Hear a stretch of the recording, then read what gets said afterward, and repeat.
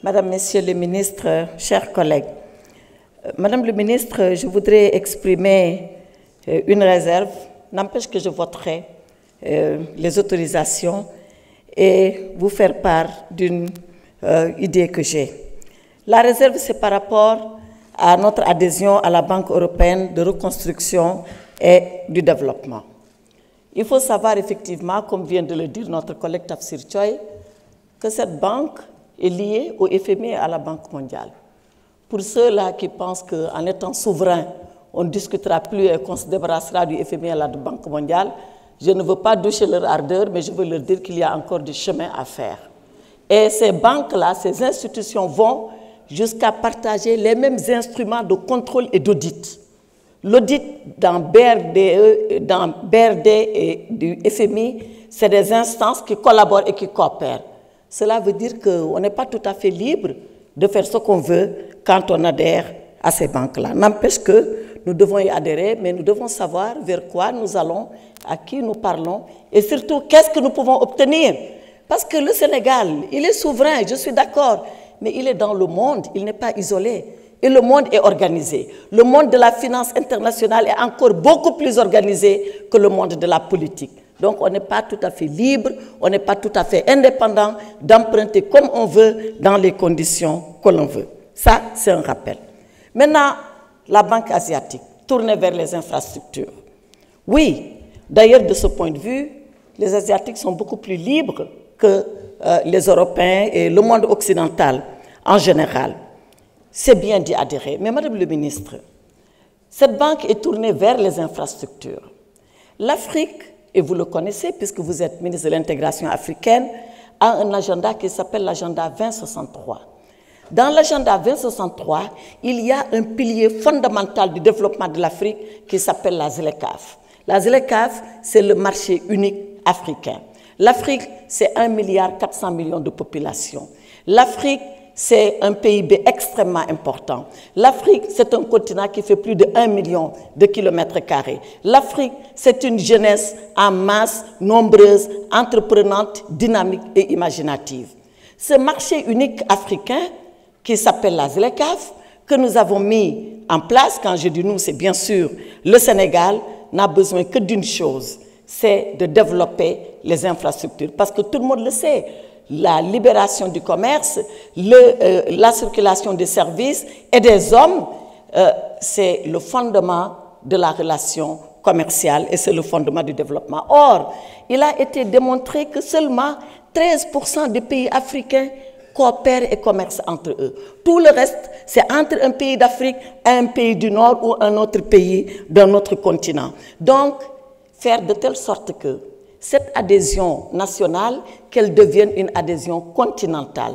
Travailler avec tous les autres États dans le cadre de l'Union africaine pour que nous puissions avoir une coopération à l'échelle du continent avec cette banque, développer les infrastructures, lancer les autoroutes du commerce africain pour que la ZLECAf soit une réalité vivante en Afrique. Et à partir de ce moment, on fera faire à notre continent un bond extrêmement important. Je vous remercie, Monsieur le Président. Honorable.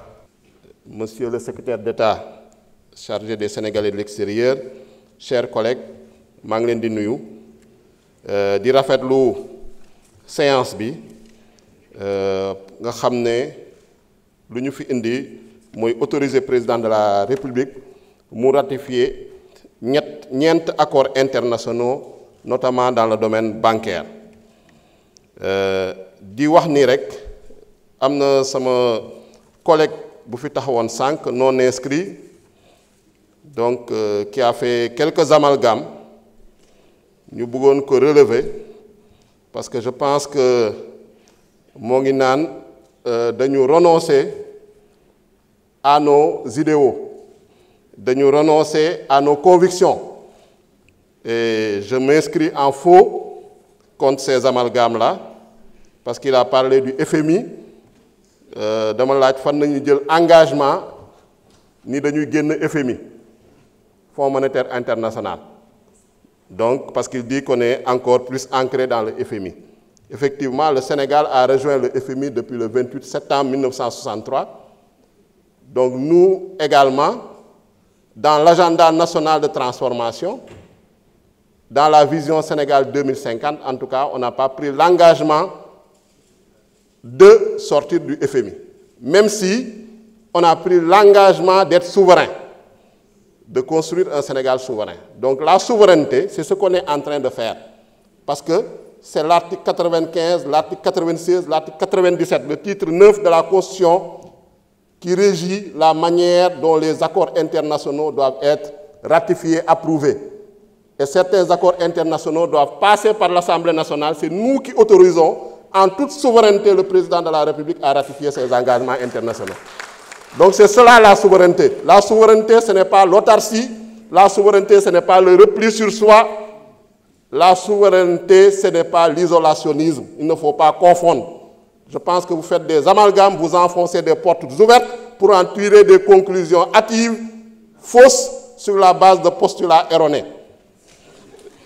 Je voudrais quand même revenir sur ces importants projets de loi, parce que le contexte international marqué par une crise du multilatéralisme, par également une raréfaction des ressources concessionnelles, un contexte national marqué par les errements budgétaires et financiers de l'ancien régime, donc qui nous vaut un taux d'endettement de près de 100% du PIB, un déficit de plus de 12% du PIB sur la base de chiffres maquillés, sur la base de données falsifiées, sur la base de comptes trafiqués, nous impose de diversifier nos sources de financement. Parce que l'agenda national de transformation, effectivement, et la stratégie nationale de développement 2025-2029 nécessitent des financements. D'abord, la stratégie du gouvernement, c'est de renforcer le financement endogène à travers la maîtrise des dépenses, à travers également l'amélioration des recettes. Mais il faut aller également chercher les financements extérieurs, notamment les financements, les ressources concessionnelles. Quand on parle de ressources concessionnelles, ce sont des financements et des prêts qui sont accordés à des conditions plus avantageuses, soit par les taux d'intérêt qui sont plus faibles, soit par des périodes de grâce qui sont plus longues. Et ça, ce qui peut nous amener à avoir beaucoup plus, parce qu'on a des ressources concessionnelles à travers, par exemple, la Banque mondiale, la Banque africaine de développement, la Banque islamique de développement, etc. Mais il faut diversifier. Je pense que le gouvernement s'engage à aller dans ce sens. Effectivement, la plupart des projets de loi autorisant en tout cas le président de la République à ratifier les conventions que nous sommes en train d'examiner, certains ont été signés depuis plus de 10 ans, 15 ans sous l'ancien régime. Mais on avait l'impression qu'ils dormaient depuis lors. Pourquoi ils ne les ont pas amenés à l'Assemblée nationale pour les ratifier? Donc c'est sous le régime de Bassirou Diomaye Faye qu'on va les ratifier pour permettre au Sénégal de financer son développement, pour permettre de financer l'agenda national de transformation pour un Sénégal juste, prospère et souverain. Donc je vous remercie, chers collègues. Merci. Jërëjëf, honorable Ayib Daffé. La liste des orateurs étant épuisée, la parole est à Madame le ministre de l'Intégration africaine et des Affaires étrangères pour réagir sur les différentes interventions.